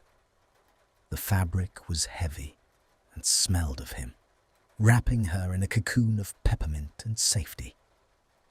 "We have to go back," Hermione said, though she made no move to leave the circle of his arms. "I know," Draco replied. He looked toward the door of the tower, then back at her. The reality of the castle, the houses, the rumors, the expectations, was waiting for them just down those stairs. "It won't be easy. The moment we walk through that door, the world starts again." Hermione reached out, taking his hand and interlacing her fingers with his. His grip was firm, unyielding. "I know. Ron will scream. Harry will be silent, which is worse. The Slytherins will think you've lost your mind." "I think I lost my mind the moment you punched me in third year," Draco joked, a ghost of his old smirk playing on his lips, though it was softened by the warmth in his gaze. "I've just been in denial ever since." Hermione laughed, a light, genuine sound that cut through the gloom of the Astronomy Tower. "It was a very good punch." "It was," he agreed. He leaned down, pressing one last lingering kiss to her forehead. "I'll walk you to the portrait hole. If we're careful, we can make it before the patrols double back." They moved together toward the stairs, a strange, mismatched pair. The golden girl in a Slytherin's cloak, and the fallen prince with a light in his eyes that hadn't been there since he was a child. As they descended into the quiet, torch-lit corridors, the silence was no longer heavy or oppressive. It was shared. When they reached the corridor leading to the fat lady's portrait, Draco stopped in the shadows of a suit of armor. He couldn't go any further. The red and gold of Gryffindor was a barrier he wasn't yet ready to cross. He turned to her, his expression serious once more. "This doesn't end tomorrow, Hermione. I won't let you regret this." Hermione reached up, her fingers grazing the silver ring on his hand. "I don't regret anything, Draco.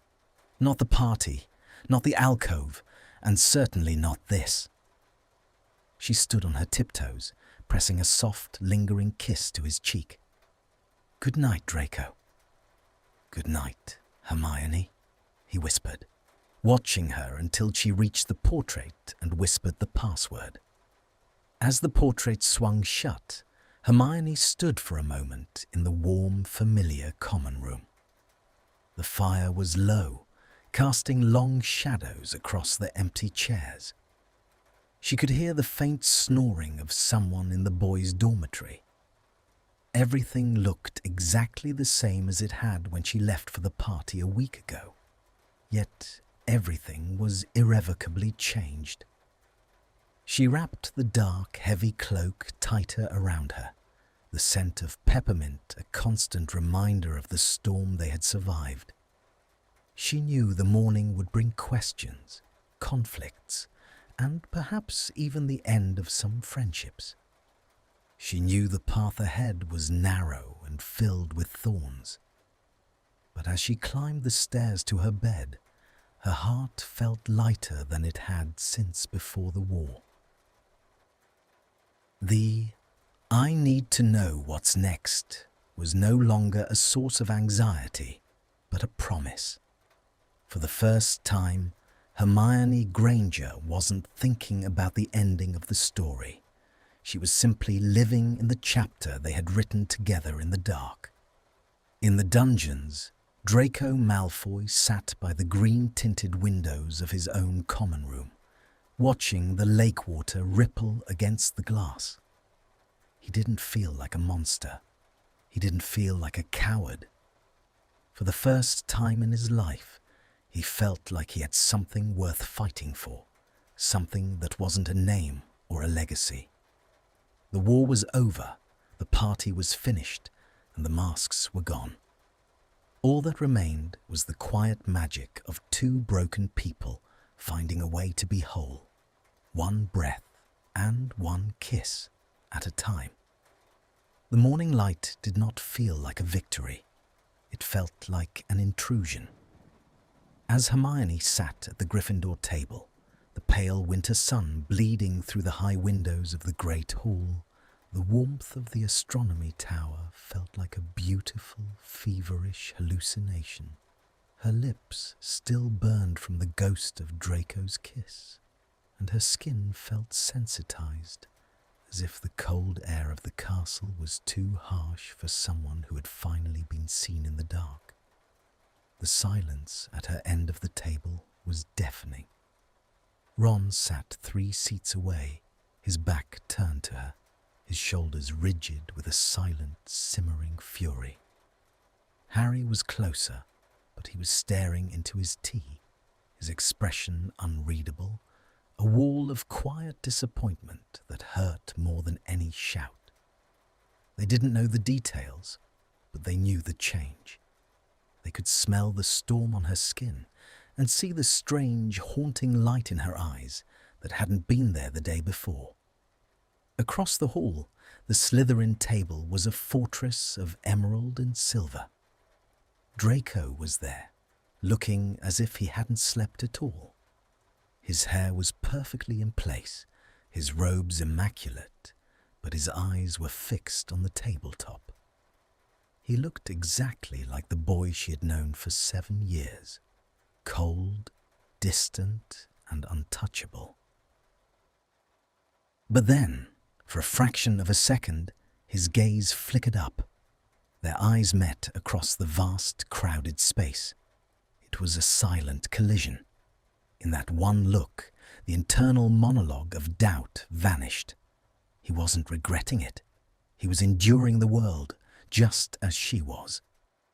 The The warmth flared briefly in her chest, a secret coal kept alive in the freezing draught of the great hall. The week that followed was a test of endurance. The can't stand it was no longer between Hermione and Draco.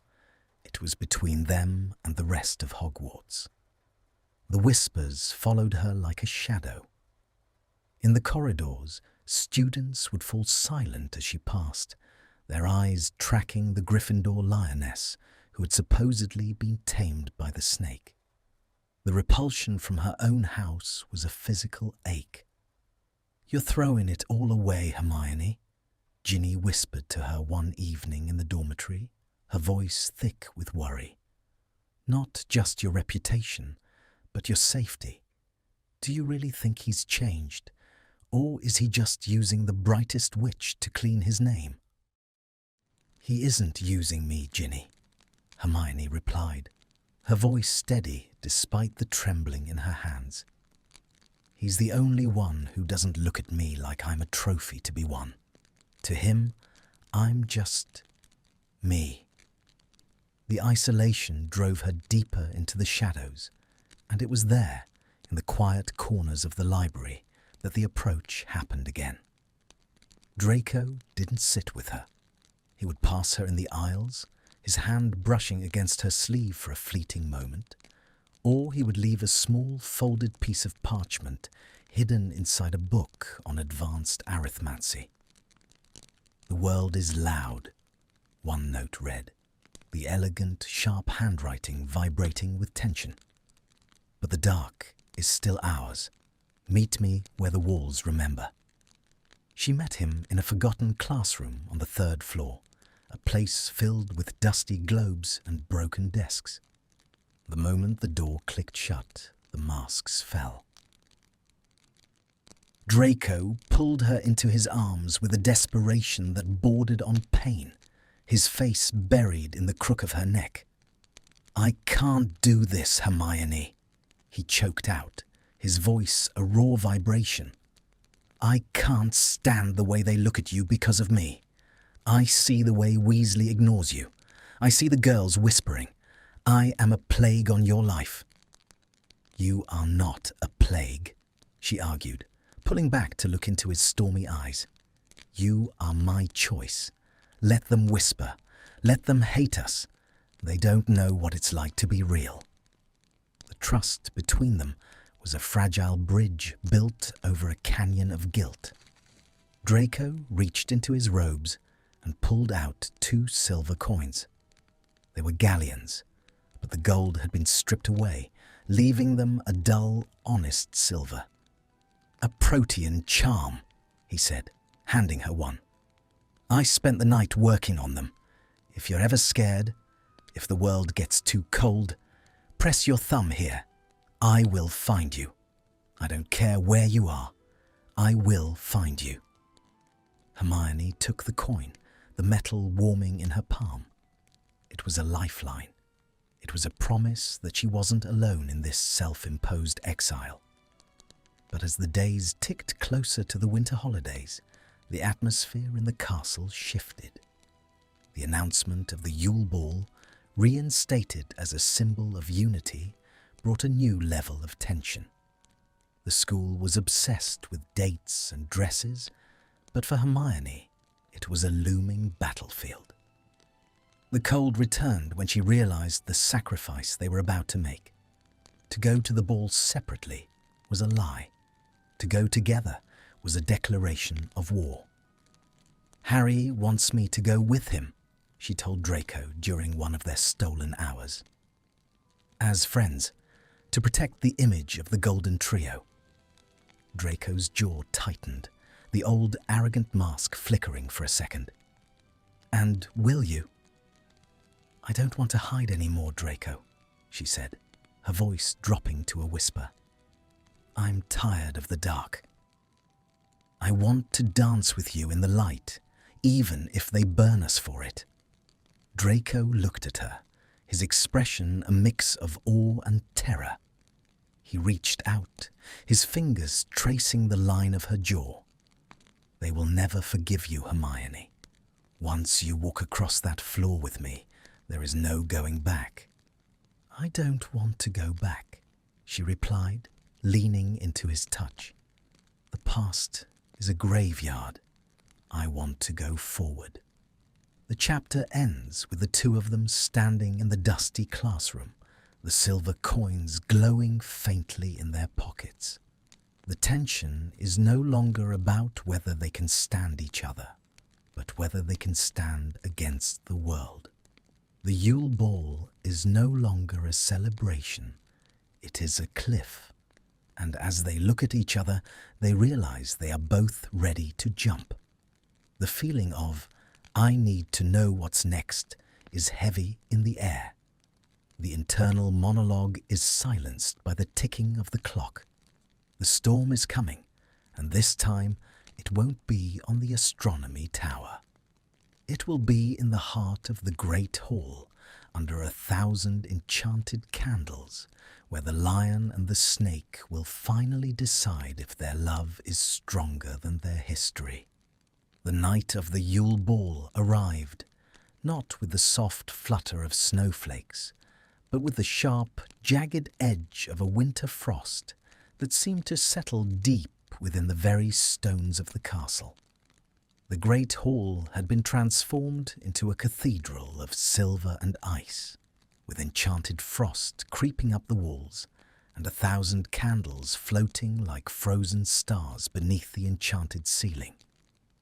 It was beautiful, but to Hermione it felt like a trap, a glittering, airless cage designed to celebrate a unity that didn't truly exist. In the Gryffindor dormitory, the air was thick with the scent of floral perfumes and the excited chatter of girls who had forgotten the war for a single night. Hermione stood before the mirror, her hands trembling as she smoothed the fabric of her midnight blue gown. It was the colour of the sky just before the stars come out, deep, mysterious, and defiant. She looked at her reflection and didn't see the brightest witch of her age. She saw a girl standing on the edge of a precipice, clutching a silver coin in her palm as if it were a heartbeat. "You look beautiful, Hermione," Ginny said softly, standing in the doorway. Her eyes were kind, but they held a shadow of mourning. "But you look like you're going to a duel, not a dance."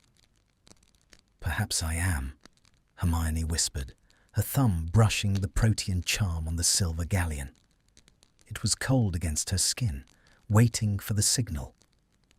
The great hall was a sea of red, gold and blue when Hermione entered. The music, a soaring, orchestral arrangement, filled the vast space, but the atmosphere was brittle.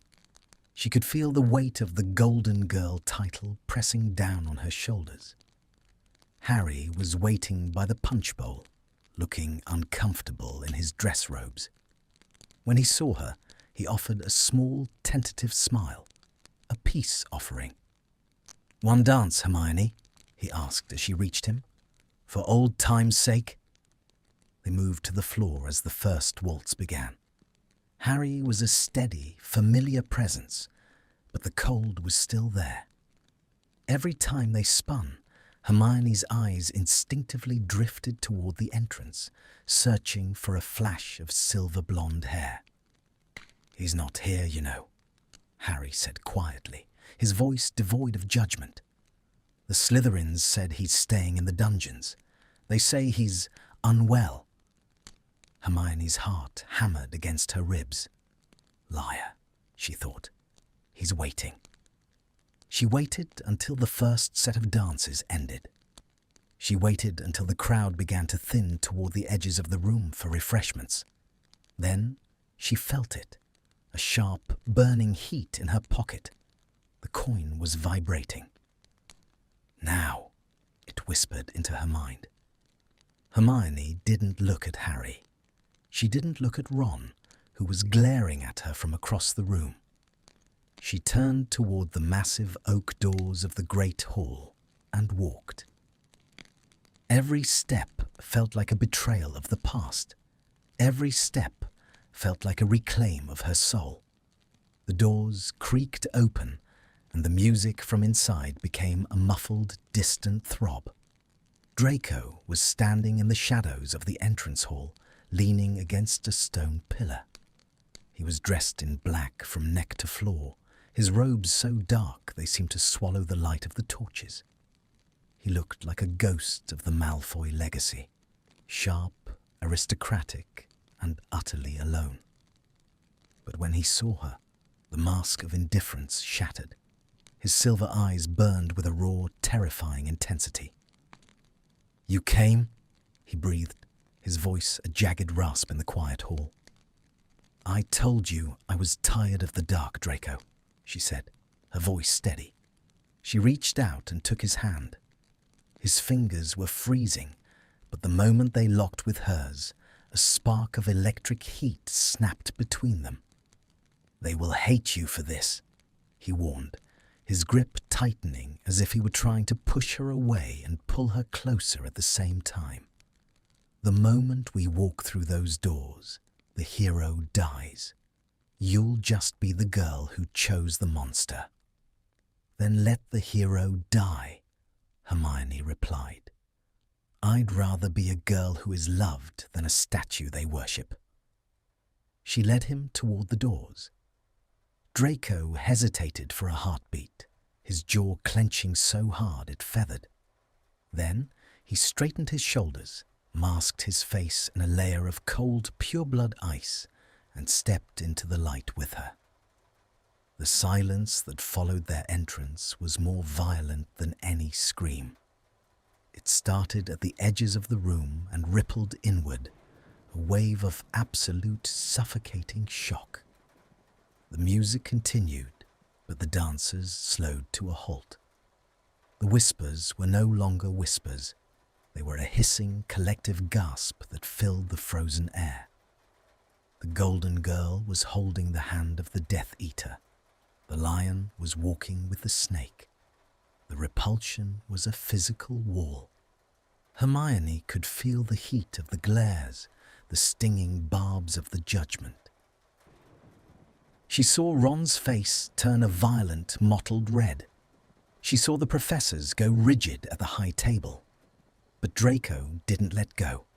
His hand was a solid, unyielding anchor. He led her to the center of the floor, his head held high, his silver eyes challenging anyone to speak. "Dance with me, Granger," he murmured, his voice low and dangerous. The orchestra, prompted by a sharp, commanding wave of Professor McGonagall's wand, began a slow, haunting melody. Draco stepped into her space, his hand sliding onto her waist with a possessive strength that made her breath hitch. They danced. It was a slow, agonizingly beautiful movement. In the center of the hall, under 1,000 judging eyes, they were entirely alone. The warmth between them was a forest fire in the middle of a blizzard. Every touch, every tilt of the head was a declaration of war against the history that tried to keep them apart. Draco's eyes never left hers. "Look at them," he whispered, a dark, bitter smirk playing on his lips. "They're terrified, Hermione, because they can't control this. They can't hex a feeling." "Let them be terrified," she replied, her fingers tangling in the hair at the nape of his neck. The dance ended, but the tension didn't. As the final note faded, the room remained frozen. The emotional seesaw had reached its peak. The trust they had built was now the only thing standing between them and the crushing weight of the world. Ron took a step forward, his wand hand twitching at his side. "Get away from her, Malfoy," he snarled, his voice echoing through the silent hall. Draco didn't flinch. He stepped in front of Hermione, his body a living shield, his hand moving toward his own wand. The cold of a confrontation was seconds away. But then Harry stepped between them. He didn't look at Ron. He looked at Hermione, seeing the tears shining in her eyes, and the way she was clinging to the back of Draco's robes. Then he looked at Draco, not at the mark on his arm, but at the way he was breathing, ragged and desperate, ready to die for the girl behind him. Harry gave a single, slow nod. It wasn't an invitation to tea. It was a ceasefire. "The war is over, Ron," Harry said, his voice quiet but carrying the weight of a prophecy. "Let them dance." He turned and walked away, pulling a fuming Ron with him. The spell was broken. The music started again, but the world had shifted. The lion and the snake remained in the center of the floor, their hands joined, their hearts finally beating in time. The feeling of, "I need to know what's next," was no longer a question of survival, but of the future. They had survived the ball. They had survived the light. But as they looked into each other's eyes, they knew that the hardest part, the living, was just beginning. The golden heat of June had settled over Hogwarts, a stark contrast to the icy silver of the winter ball. The castle felt different now, lighter, yet heavy with the bittersweet scent of endings. The stone corridors, once filled with the echoes of war and the sharp whispers of scandal, were now crowded with trunks, discarded rolls of parchment, and the frantic energy of students preparing for the final departure. For the eighth-year students, this was not just a graduation. It was a permanent release from the ghosts of their childhood. Hermione sat on the stone edge of the fountain in the middle of the courtyard, her fingers tracing the worn carvings of the base. The cold that had once isolated her had faded into a quiet, respectful distance. People no longer hissed as she passed. Instead, they watched her with a curious, almost fearful reverence. She had become the girl who broke the rules and survived, and in doing so, she had forced the rest of the school to face their own lingering shadows. The trust she shared with Draco was no longer a secret kept in dusty classrooms. It was a visible, steady force. He appeared from the shadow of the great hall, walking toward her with a grace that was no longer arrogant, but grounded. He wasn't wearing his school tie, and his white shirt was unbuttoned at the collar, exposing the pale skin of his throat. He looked like a man who had finally stopped holding his breath. "The train leaves in 2 hours," Draco said, stopping in front of her. He didn't reach for her immediately.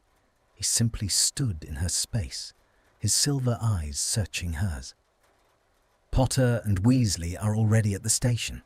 I saw them loading their trunks. They looked peaceful."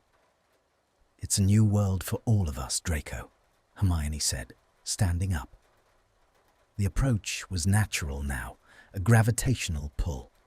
She stepped into his arms, her hands resting against his chest, feeling the steady, rhythmic thud of his heart. "Are you ready to leave this place? Truly?" Draco looked up at the towering turrets of the castle, his expression a complex map of regret and relief.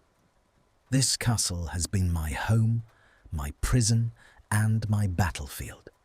I'm ready to see a horizon that isn't made of stone." He reached into the pocket of his trousers and pulled out a small iron key. It was the same key he had shown her by the lake, the key to the cottage in Cornwall. The iron was warm from his skin. "I went there last night," he whispered, his voice dropping to that low, intimate register that always made her heart skip. "I lit the hearth. I put your favorite tea in the cupboard. It's quiet, Hermione. You can only hear the waves and the gulls.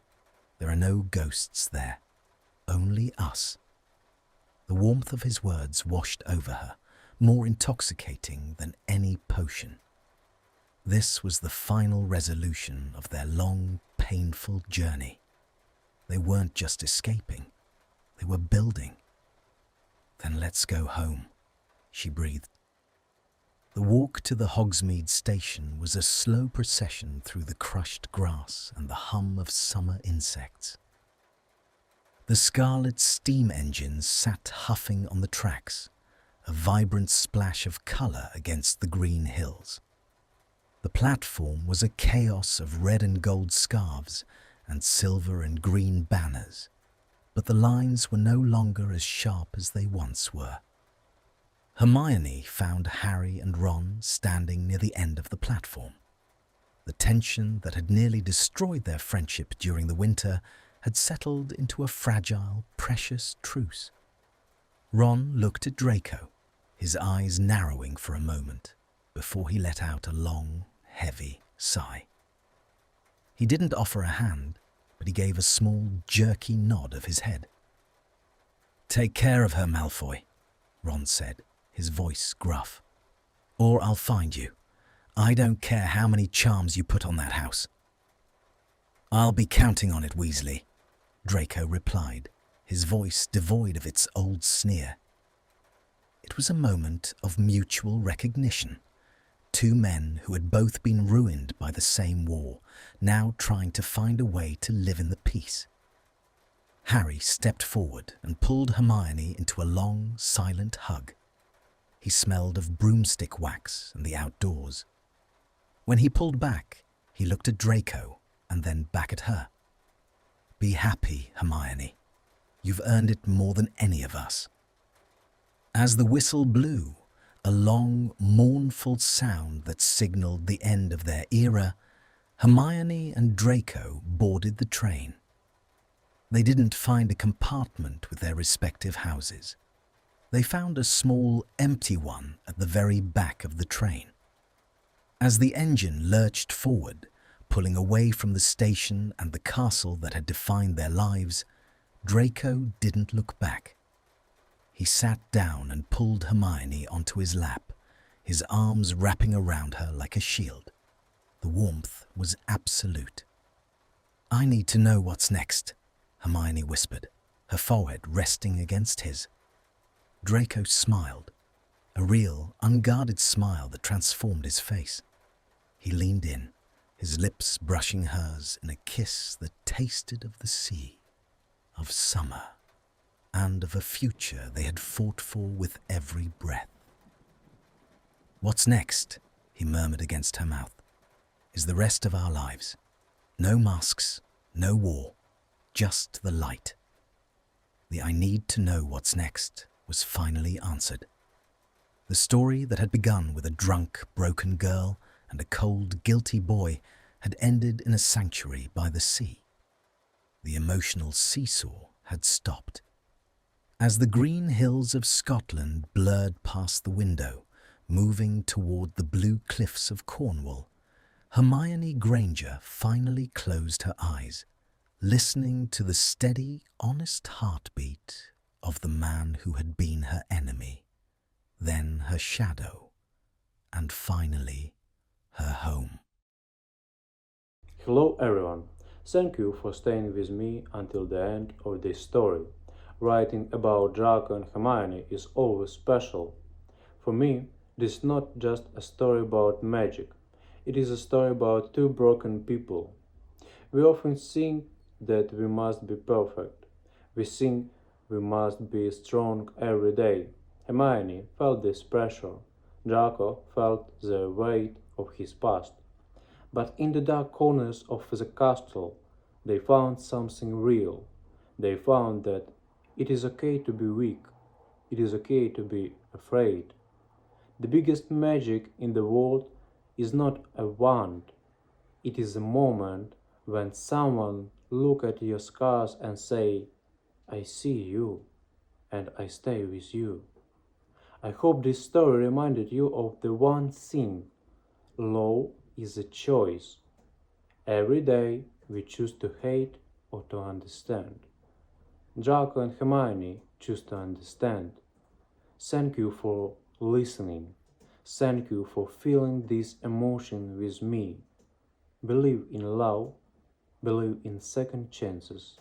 See you in the next stories.